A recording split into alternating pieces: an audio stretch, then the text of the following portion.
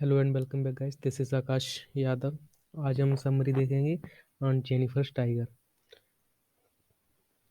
In Hindi and English both class 12th के लिए। चलिए शुरू करते हैं। जो इसमें कवित्री आंट जेनिफर है, उनकी आंतरिक भावनाएं व्यक्त करता है कि आंट चमकदार हरियाली के चारों ओर स्वतंत्र रूप से घूमते हुए ऊर्जावान निडर बागों एक आकृति को कपड़ों पर कढ़ाई कर रही हैं। वह अपने पति की आज्ञा के अनुकूल जीवन जी रही हैं।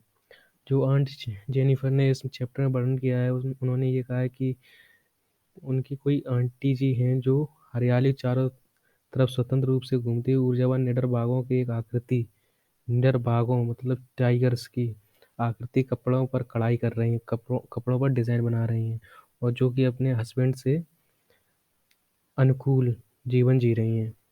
उसकी हरकतें उस पर हावी हो जाती हैं और वह अपने पति से लगातार डरकर जीती है। मुक्त और निडर बाघों का यह पैटर्न एक स्वतंत्र और निडर जीवन जीने की उसकी आंतरिक इच्छा को दर्शाता है। बाघ सुंदर सुरुचिपूर्ण और उज्ज्वल हैं। आंट जेनिफर की उंगलियां कांपने लगीं और वह बूढ़ी है लेकिन फिर भी अपने पति से डरती है। वह अपनी इच्छा के अनुसार कुछ भी करने की स्वतंत्रता का आनंद नहीं लेती। वह कड़ाई करने से भी डरती है और अपने पति के प्रकोप से भी डरती है। जिस दिन से उसकी शादी हुई, वह अपने पति की मांगों को पूरा कर रही है। उसके हाथ पर शादी की अंगूठी एक निरंतर अनुस्मारक है जो जो वह अपने पति की गुलाम है। मांगलिक विवाह के बोझ ने उसे थका दिया है। उसकी मृत्यु तक पीड़ा समाप्त नहीं होगी। उसकी मृत्यु के बाद अंगूठी उसके हाथ पर रहेगी और वह कभी भी मुक्त नहीं होगी। दूसरी ओर वह जिस बाघ को पाल रही है, वह हमेशा के लिए स्वतंत्र रूप से घूमता रहेगा। स्वतंत्रता और निर्भयता की उसकी इच्छा उसके बागों में जीवित रहेगी।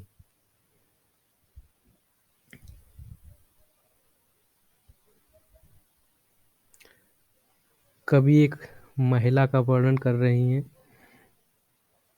जिसे वह आंट जेनिफर के रूप में संबोधित करती हैं। वह कहती हैं कि आंट जेनिफर अब कपड़ों को एक टुकड़े पर कढ़ाई कर रही हैं और जो कि टेबल क्लॉथ या दीवार पर लटका हो सकता है।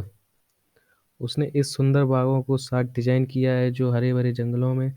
वही दोबारा लिखा हुआ है अपने।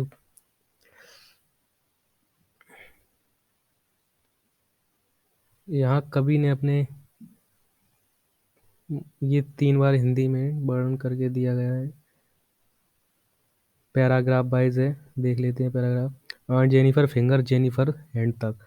यहाँ कवि ने अपने पति के प्रति आंट जेनिफर से डर का वर्णन किया है। वह कहती हैं कि जब वह कढ़ाई कर रही होती हैं तो उसके पति के डर डर से उसकी उंगलियां कांपने लगती हैं। उसका पति कढ़ाई के अपने शौक के बारे में नहीं जानता, इसलिए वह कांपती उसका पति कढ़ाई शौक के बारे में नहीं जानता, इसलिए वह कांपती है। वह जब कपड़े के टुकड़े को कढ़ाई करती है, उसके लिए अपनी सुई को ऊपर नीचे खींचने खींचना मुश्किल हो गया। फिर वह शादी की अंगूठी का वर्णन करता है जो आंट जेनिफर ने अपने शादी के दिन दी थी।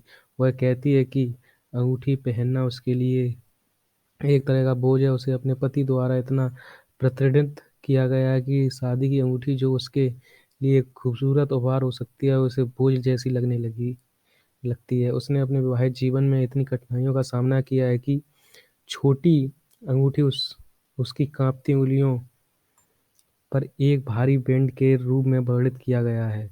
इसका मतलब यह है कि अंगूठी पति के वर्चस्व वाले व्यवहार के कारण यातना के रूप में कुछ बुरे अनुभवों से जुड़ी है।